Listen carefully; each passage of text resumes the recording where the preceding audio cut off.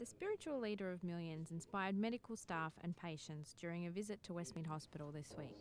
The Dalai Lama told an audience of 400 people that individuals needed to take personal responsibility for their health at a medical ethics forum at the hospital. He said that medical professionals also had an obligation to treat all patients equally. The Buddhist leader, who is 77, also shared his thoughts on issues like organ donation and life expectancy.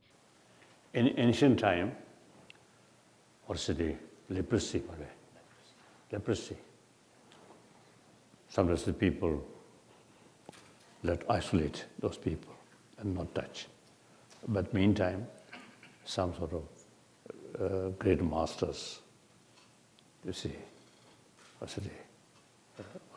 serving, voluntarily serving. Then eventually, you see, they themselves got the leprosy. But, you see, no regret. So save someone else's life, or at least give some comfort.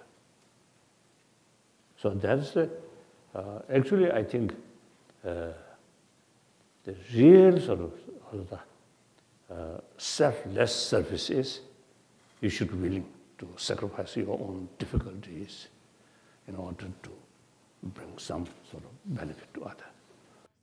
He said compassion was vital in medical care and commented on the importance of self-confidence for people who are impoverished.